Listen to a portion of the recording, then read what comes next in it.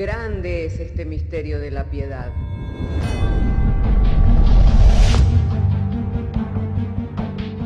Si se destruyeran los fundamentos, ¿qué ha de hacer el justo? Porque con un solo sacrificio hizo perfecto para siempre a los santificados. Justificados por la fe, tenemos paz para con Dios. Juntamente con Él nos resucitó y nos hizo sentar en los lugares celestiales con Cristo Jesús. Fundados y firmes en la fe, tenemos paz para con Dios.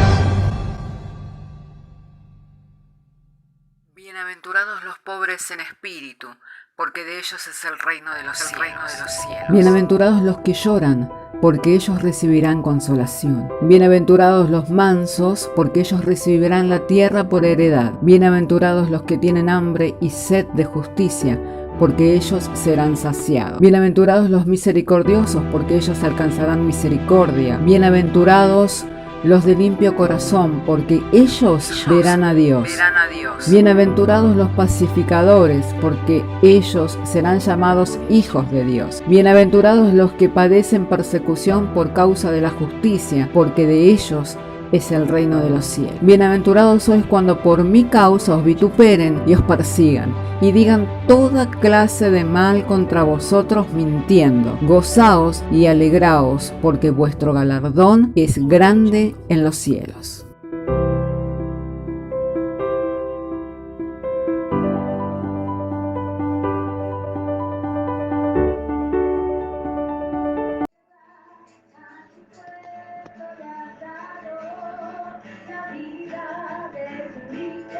Manifiéstate en ellos la excelencia de tu amor,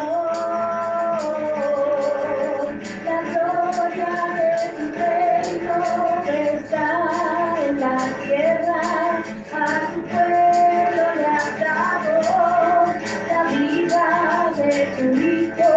Manifiéstate en ellos la excelencia de tu amor.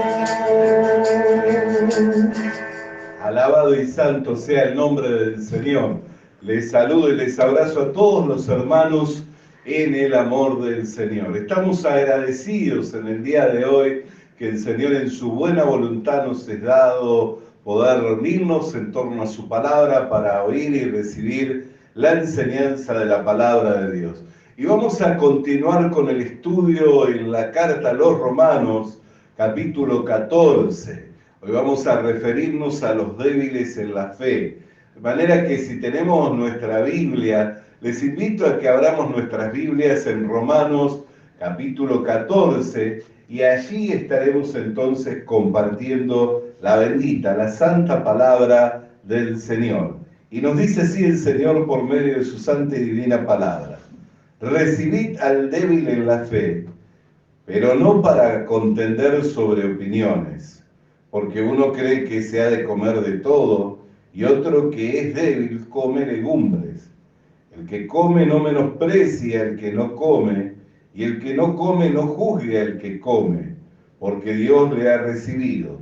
¿Tú quién eres que juzgas al criado ajeno? Para su propio Señor está en pie o cae, pero estará firme, porque poderoso es el Señor para hacerle estar firme. Uno no hace diferencia entre día y día, otro juzga iguales todos los días. Cada uno esté plenamente convencido en su propia mente. El que hace caso del día lo hace para el Señor, y el que no hace caso del día para el Señor no lo hace. El que come para el Señor come, porque da gracias a Dios, y el que no come para el Señor no come y da gracias a Dios. Porque ninguno de nosotros vive para sí, y ninguno muere para sí. Pues si vivimos para el Señor vivimos, y si morimos para el Señor morimos. Así pues, sea que vivamos o que muramos, del Señor somos, porque Cristo para esto murió y resucitó y volvió a vivir, para ser Señor así de los muertos como de los que viven. Pero tú, ¿por qué juzgas a tu hermano? O también, ¿por qué menosprecias a tu hermano?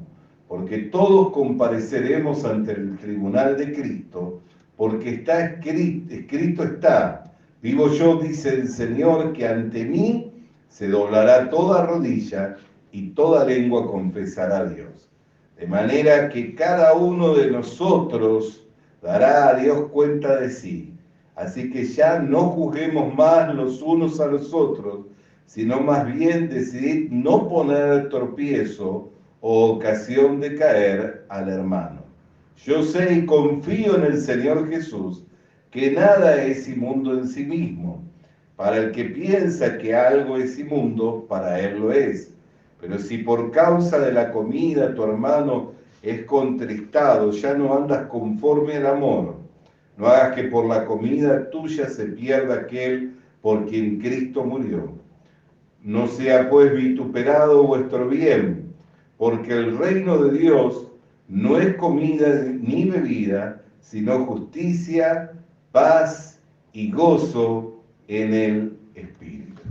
Oremos. Padre, queremos darte gracias en la tarde que nos has dado poder reunirnos en torno a tu palabra, traer la lectura de la misma, y llegado el momento de la exposición de tu palabra, lo cual, Señor, es tu verdad revelada a los hombres, te rogamos de la iluminación por medio del Espíritu Santo, y que tu palabra nos sea dada en el poder y en la potencia del Espíritu Santo, para la gloria, honra y alabanza de tu nombre. Amén.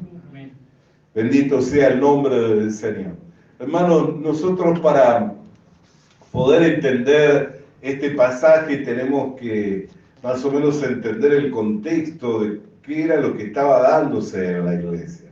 Ustedes recuerdan cuando el apóstol Pablo le tuvo que reprender duramente al apóstol Pedro, cara a cara, dice que le resistió, porque entre tanto que no habían venido Bernabé ni los de la iglesia de Jerusalén, él comía con libertad entre los gentiles, se sentaba, compartía los mismos alimentos, pero cuando vinieron Bernabé y los de Jerusalén, él comenzó a mantener distancia y en su, digamos, en su hipocresía o en su actitud también estaba llevando a que se deslizaran otros, como lo era Bernabé, quien fue prácticamente el que estableció la iglesia en Antioquía, de donde podría decirse que era el centro evangelístico hacia todo lo que eran las iglesias gentiles. Ustedes recuerdan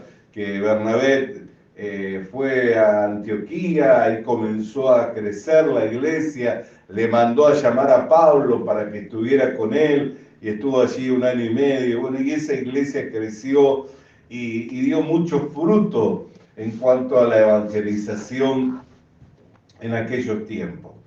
Entonces, había un juicio tanto de los judíos que se abstenían de comer de ciertos alimentos y todavía conservaban las festividades, conservaban los días de fiesta. En estos días se está celebrando la fiesta del Sukkot, o la fiesta de las tiendas, o la fiesta de los tabernáculos, que tiene que ver con la liberación del pueblo de Israel. Hay como 7 festividades que son medias consecutivas en este tiempo, y todas ellas tienen que ver con Jesucristo. Por eso cuando el apóstol Pablo habla a los colosenses, allí en el capítulo 2, por el verso 16, dice: nadie os prive de vuestro premio, no haciéndose de la cabeza, lo cual es Cristo, mandándoles a guardar días de luna nueva, días festivos, abstenerse de los alimentos, lo cual dice son todos sombra de lo que habría de venir, el cual es Cristo, lo cual es el cuerpo. Amén. En alguna oportunidad yo hablaba respecto de esta figura, ¿no?, de la sombra, porque cuando el sol nos refleja de atrás, nos va iluminando de atrás, la sombra se traslada hacia adelante. Entonces nosotros podemos mirar como que todo lo que la nación de Israel recibió, todo lo que la nación de Israel recibió, era una sombra de lo cual el cuerpo era Cristo, el cual habría de venir en el cumplimiento del tiempo de Dios, como le fue anunciado a la Virgen María, que vendría el Espíritu de Dios, la cubriría, por lo que su hijo sería llamado Hijo de Dios, porque sería santo, sería engendrado por el Espíritu Santo, y le fue dado la orden de que le fuera puesto por nombre Jesús, porque él salvaría a su pueblo de sus pecados. Entonces, es bueno mirar esas festividades, es bueno mirar aún los animales inmundos. El año pasado yo estaba participando del seminario de Good News Theologic y hablaban sobre los animales inmundos, lo cual debían abstenerse, y los animales limpios, y qué era lo que los diferenciaba, que la pezuña estaba partida. O sea, todo lo que está partido, todo lo que tiene separación, tiene que ver con lo que es bueno delante de Dios. Pero eso hablaba justamente de la separación de las dos naturalezas, que es la obra de Dios mediante el Espíritu Santo en nosotros. Tenemos este tesoro en vasos de barro para que la excelencia del poder sea de Dios. Entonces, la vida que nosotros vivimos es la vida de la fe y la vida de Cristo, la cual nosotros hemos absorbido, dice el apóstol Pedro cuando habla al respecto de esta vida, dice, el bautismo que ahora nosotros practicamos no limpia de pecado, sino que corresponde a la aspiración, al tomar una conciencia limpia delante de Dios, sin mancha y sin acusación. Amén. A pesar de que nosotros vemos la naturaleza caída, aunque a pesar de que nosotros vemos la naturaleza de la carne y podemos ver en ella toda la corrupción que hay en la naturaleza del hombre, toda la corrupción que hay en la naturaleza del hombre, podemos ver también una vida que es inmarcesible, incontaminable e indestructible, la cual hemos recibido de Dios mediante el nuevo nacimiento, que nada tiene que ver con la vida de la carne, amén, con la naturaleza esa, nada tiene que ver. ¿Por qué? Porque esta vida tiene entrada al reino de Dios, pero la carne y la sangre no heredan el reino de Dios, y nosotros somos herederos y coherederos con Cristo Jesús. Entonces, aún los animales que eran considerados inmundos y los animales que eran considerados limpios, tenían esas características que los separaba, que había una separación, lo cual también manifestaba lo que era la iglesia y lo que son las dos naturalezas. Pero no es esto lo que estamos enseñando, sino lo que nosotros tenemos que enfocarnos, que había un conflicto entre la iglesia judía, de nuestros primeros hermanos, y la iglesia gentil.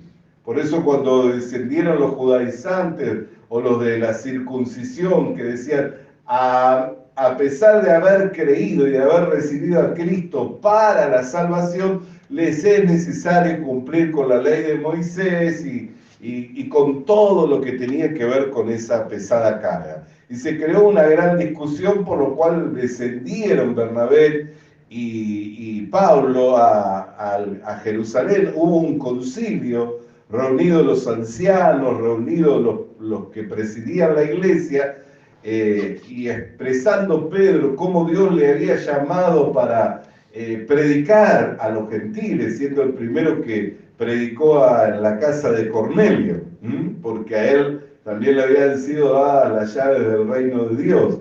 Entonces, él fue el que primeramente puesto en pie anunció la buena noticia en Jerusalén en el día de Pentecostés, pero también fue el primero, de lo cual la Biblia registra, que predicó a un gentil. Por eso cuando se creó esta controversia, el apóstol Pedro dice, vosotros ya sabéis cómo Dios me escogió para predicar a los gentiles, y trae en alusión toda la experiencia de la predicación en la casa de Cornelio, y cómo el Espíritu Santo no había hecho acepción de persona, no había hecho distinción entre judíos y no judíos, sino que todos recibieron el Espíritu Santo, y dice, ¿qué impide, si Dios lo bautiza con el Espíritu Santo, que nosotros lo confirmemos mediante el bautismo en el nombre del Padre, del Hijo y del Espíritu Santo. Entonces, pero había ese conflicto. Y a medida que la iglesia también gentil iba creciendo, también ellos comenzaban de alguna manera a levantarse en su corazón. Por eso cuando nosotros leíamos en Romanos capítulo 11 y veíamos cómo la severidad de Dios para con Israel, la benignidad de Dios para con la iglesia, y que ellos eran amados por causa de sus padres, los patriarcas, y que tenían la herencia, el pacto, de ahí había venido Cristo, habla de toda la gloria de ser israelita, pero también habla de la severidad de Dios para con los israelitas al darle la pesada carga de tener que llevar el peso de la ley sobre sus hombros, el peso de la ley sobre sus hombros. Y entre tanto más escudriñaban, tanto más veían la incapacidad y la imposibilidad de cumplir con toda la ley. Por eso es que Dios dio el tabernáculo y los ritos del culto para que los hombres que reconocían que habían ofendido a Dios desobedeciendo la ley divina, tuvieran mediante el sacrificio de un animal inocente el perdón de los pecados mediante la remisión a través de derramar la sangre de ese animal inocente. Entonces, a medida que crecía la iglesia gentil, los judíos comenzaron a imponerle cosas, pero después de ese concilio se les determinó que no se les impusiera nada que tuviera que ver con la ley, sino solamente abstenerse de fornicación y lo consagrado a los ídolos y de carne de ahogado.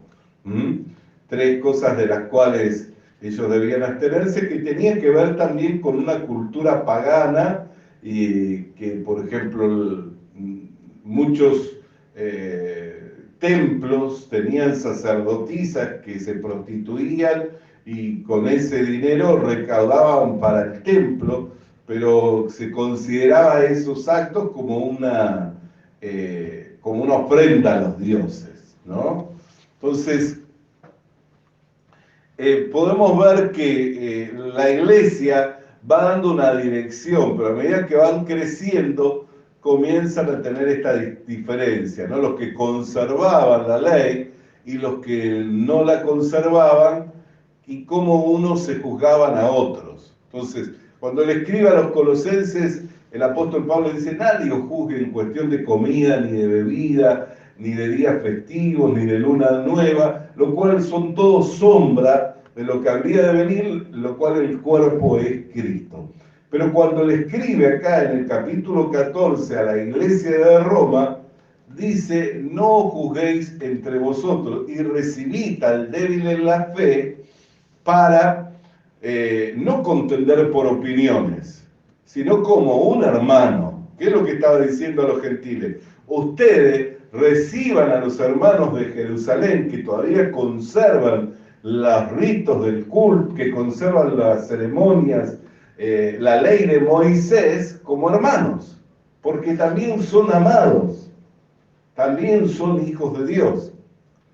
Pero aquí es justamente donde se revela o se vislumbra quiénes son los débiles en la fe. ¿Amén? ¿Por qué? Porque dice, el débil dice que no hay que comer tal cosa y come legumbre. O dice, hay que guardar tal y cual día. Casi siempre nosotros tenemos por débil en la fe no al que practica todo el conjunto de tradiciones, sino justamente al que no lo practica, ¿no? Pero el apóstol Pablo estaba diciendo: yo tengo confianza en Dios de que son todas las cosas puras. Entonces, él no tenía conflicto con los animales inmundos y con los animales limpios. Es más, en su carta le dice: de lo que hay en la carnicería, comed todo. ¿Por qué? Porque lo comemos con acción de gracia. Pero acá dice: el que no come, para el Señor no come, y el que come, come con acción de gracia. Amén. Entonces, ¿por qué hablamos de esto? Porque hay personas que por una cuestión de que no tienen seguridad en la salvación, hoy por hoy no se guardan muchas de las ceremonias que guardaban los israelitas por el desconocimiento, aunque hay un sector que se está inclinando a guardarlas y que ve la necesidad. Hay gente que hasta ve la necesidad y dice, no puede ser bien visto por Dios si no guardas estas festividades. Sin embargo, no es así. Pero el que las guarda para poder ser bien visto delante de Dios, ¿qué es lo que están manifestando? Que es débil en la fe. ¿Por qué? Porque no puede tener confianza absoluta en Jesucristo. Cuando uno está fortalecido en el Señor, su confianza no está en lo que hace o deja de hacer, sino su confianza está plenamente en la obra consumada de Jesucristo. Por eso Pablo decía, yo entiendo para mí, aunque él había sido criado rigurosamente. ¿Por qué? Porque la secta de los fariseos era caracterizada como la secta más rigurosa en cuanto a conservar la ley de Moisés de mirar. Y él dice, yo soy judío, circuncidado al 8º día, fariseo, hijo de fariseo. O sea, que no era fariseo porque él había adoptado ser parte de esa secta o de ese grupo religioso llamado los fariseos, sino porque se había criado y había recibido la formación de sus padres como fariseo. Él lo veía bien, el ser fariseo, y lo veía como una gloria. Y no solamente él dice ser fariseo, hijo de fariseo, sino también haberse educado a los pies de Gamaliel, el cual era uno de los principales de los ancianos de Israel. ¿Ustedes recuerdan cuando se dio esa controversia entre los principales ancianos en los días del Señor Jesucristo? Gamaliel fue el que justamente abogó y dijo, miren, se levantó un tal Jesús Barsabás y cuando él murió se dispersaron. Entonces, si esto no es de Dios, se va a dispersar por sí solo.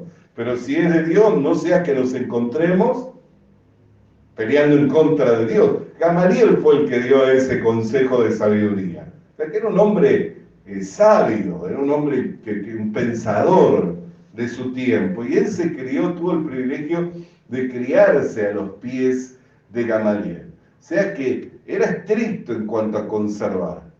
Pero cuando él conoce el Evangelio, él determina en sí mismo, en su corazón, que para él todas las cosas eran puras. ¿Por qué? Porque todas las cosas habían sido reconciliadas con Dios mediante la sangre del Señor Jesucristo. Ya no había cosas inmundas, como la ley marcaba, esto es inmundo o esto es una obligación. Hay que tener estricta cuidado de cumplir y obedecer con esta ley para ser bien visto delante de Dios. Entonces, ¿a quién está señalando el apóstol Pablo como débil en la fe? No al que no tiene la disciplina de conservar todas esas tradiciones, todas esas costumbres, sino justamente a los que tienen la disciplina. Mientras yo meditaba en esta palabra, digo, cuando uno ve a una persona tan disciplinada, tan estricta consigo mismo, ¿no es cierto? Dice, qué persona piadosa o qué persona disciplinada y dedicada a Dios. Pero cuando esa disciplina o esa observancia se convierte en una cuestión de conciencia para ser bien visto delante de Dios, lo que manifiesta justamente es una debilidad en la fe. ¿Por qué? Porque la fortaleza de nuestra fe no radica en lo que yo hago o dejo de hacer. Y esto no me exonera de no hacer. Porque ya nosotros hemos hablado de la fe y las obras, hemos hablado de la fe que ora por el amor. No es que me exonera de hacer. Yo hago, pero en la plena conciencia y en la plena convicción de que es Cristo en mí mediante su capacidad, su poder, su virtud, su fortaleza, su sabiduría, obrando. Y no es que lo hago por una cuestión de conciencia, sino que lo hago como la expresión de una vida que ya he recibido y que gozo de esa vida. Amén. Pero cuando comenzamos con todas esas observancias para poder tener seguridad en Dios, de que somos bien vistos, lo único que manifestamos, al revés de manifestar, al revés de estar manifestando que estamos fortalecidos en la fe, estamos manifestando debilidad en la fe. ¿Por qué? Porque nos vemos en la necesidad de cumplir y nos vemos en la necesidad de obedecer para ser bien vistos delante de Dios. Y toda nuestra justicia ha sido, es y será trapo de inmundicia.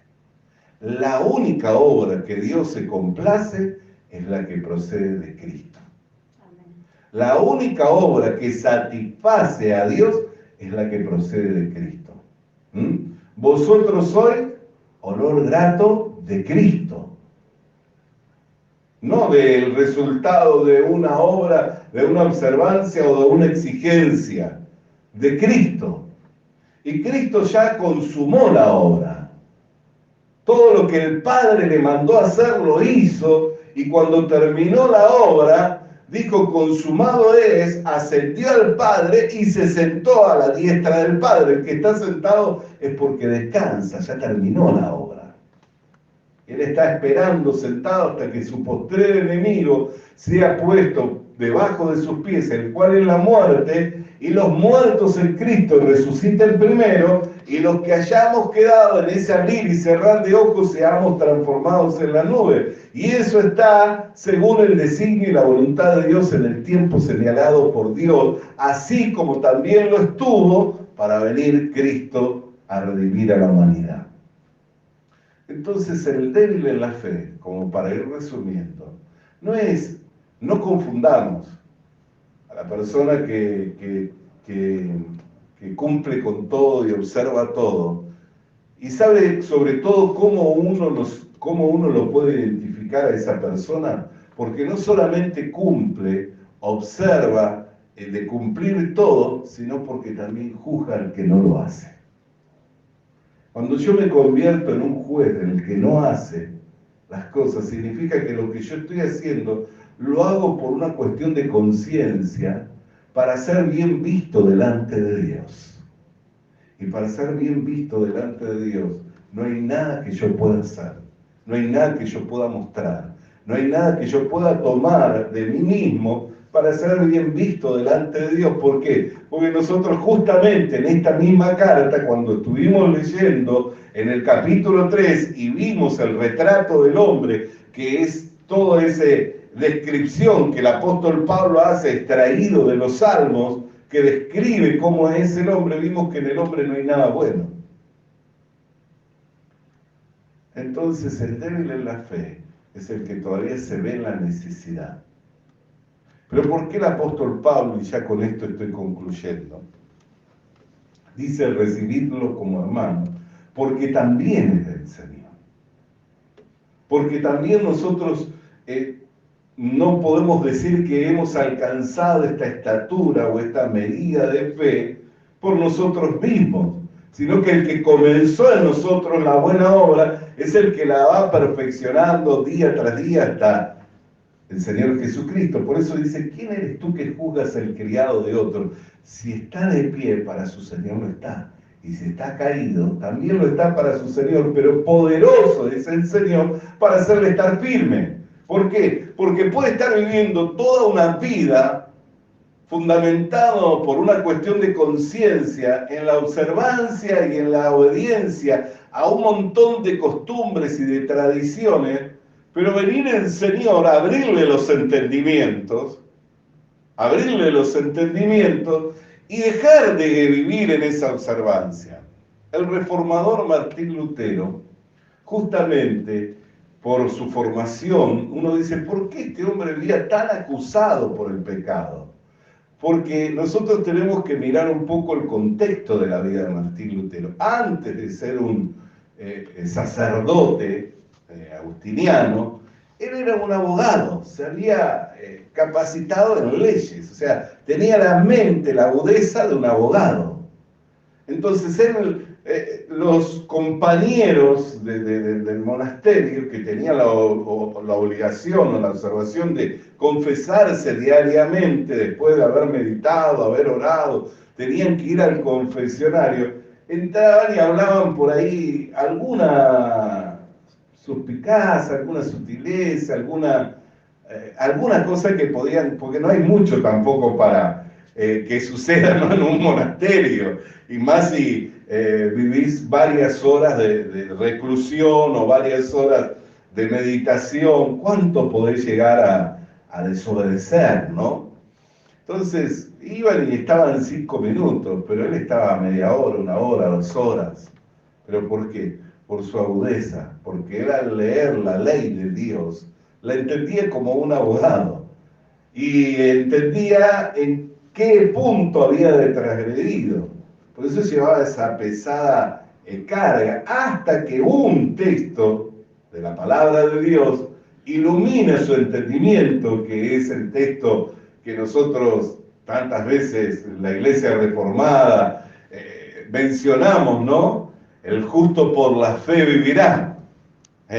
Ese texto iluminó su entendimiento, entendió que la justicia de Dios no era una justicia que venía a condenarlo, no era una justicia con la espada desenvainada, sino era una justicia que le era atribuida gratuitamente, justamente ¿a quiénes? A personas injustas, a personas pecadoras, a personas como desobedientes que llevaban ese peso de culpa, de carga por el pecado. Le era imputada esa justicia. Cuando él entiende, le es abierto el entendimiento, entonces él renace como un justo hijo de Dios. ¿Y cuánto le llevó a Dios? Un momento. Abrirle los entendimientos. Por eso dice Pablo, si está de pie para el Señor lo está. ¿Qué quiere decir? Que el que está firme lo está por causa de Cristo, porque Cristo le hizo estar firme y tener un ancla segura en el corazón en cuanto a la gracia y la salvación que es por medio de la fe. Si está caído, o sea que todavía tiene que observar, cumplir y mirar y velar de no desobedecer en nada, para su Señor lo está. Pero ¿qué es lo que dice Pablo? Poderoso es el Señor para hacerle estar de pie. ¿Qué quiere decir?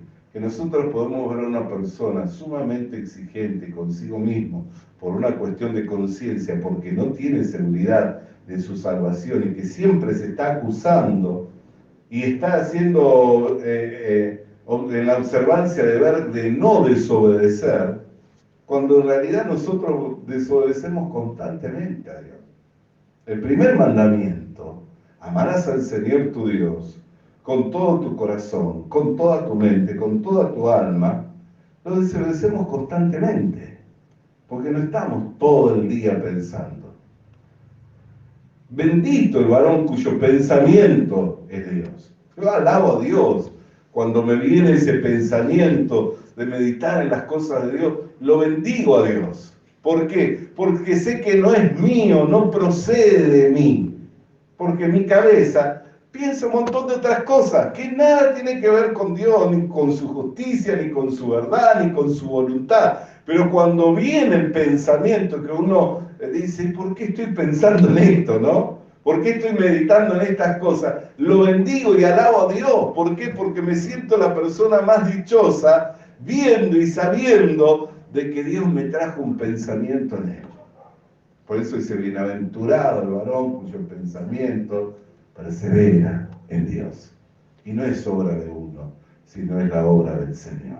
Amén. Amén. Entonces, hermano querido y hermana querida, ¿puede el Señor levantar a alguien que es débil y que está todo el día en la observancia y en la exigencia de sí mismo, de no desagradar a Dios? Lo puede levantar, lo puede llevar a tener seguridad absoluta, renacer de nuevo y llevarlo a tener seguridad absoluta, como lo obtuvo Martín Lutero cuando renació al entender que la justicia de Dios no se trataba de una espada desenvainada que estaba pronta para ejecutar el castigo sobre él, sino que era una justicia imputada que le era otorgada justamente al pecador. Y cuando él comprende eso con su mente de abogado, cuando él llega a la comprensión de eso, se goza. Y ahí renace, y toda su vida, toda su doctrina, toda su lectura de la Biblia cambia. Comienza a encontrar la justicia por la fe en toda la Biblia, porque en toda ella nos habla, porque la justicia que es de Dios está testificada por la ley y por los profetas. Se empieza a gozar. Amén. Entonces, el débil en la fe no es el que muchas veces juzgamos desobediente y no puede cumplir. No, ese tal vez no es el débil en la fe.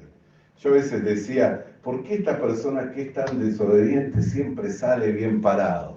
¿Por qué esta persona que es tan rebelde siempre queda bien parado? Pareciera que Dios lo mira de una manera tan distinta, pero ¿sabes por qué?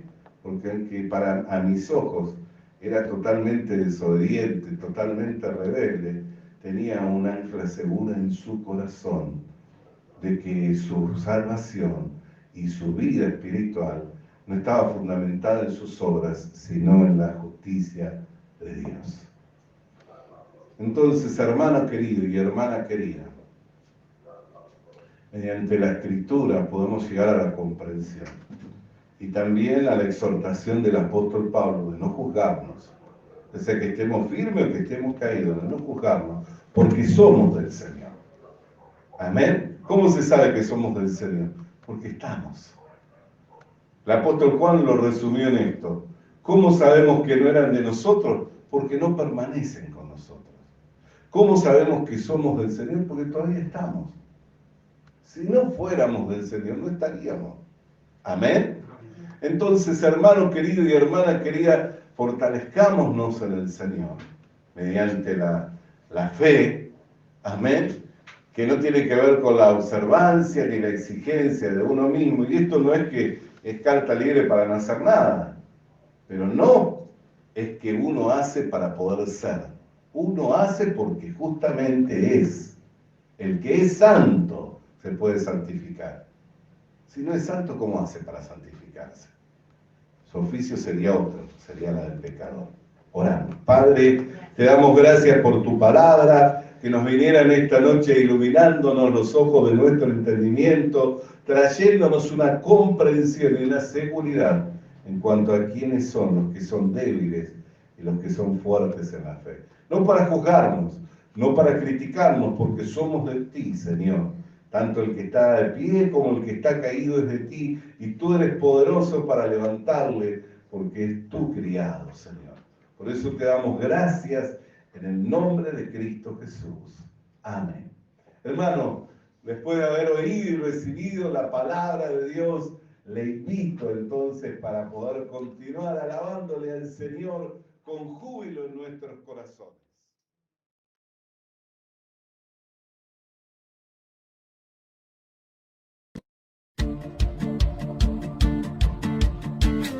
Visita nuestras redes sociales. Suscríbete activando la campanita. Comparte con nosotros el mensaje de la palabra de Dios.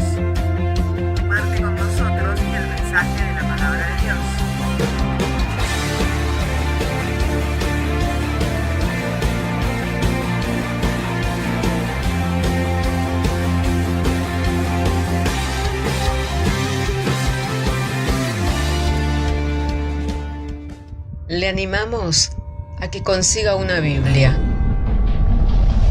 porque en ella encuentra la mente de Dios, el estado del hombre, el camino de salvación, la muerte de los pecadores y la felicidad de los creyentes.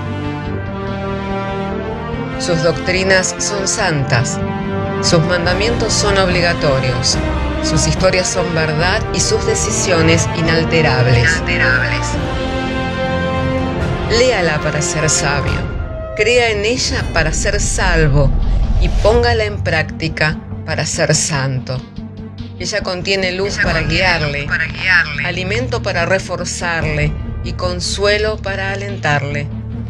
La Biblia es el mapa del viajero, el bastón del peregrino, la brújula del piloto, la espada del soldado y la carta del cristiano. Le animamos a que consiga una Biblia,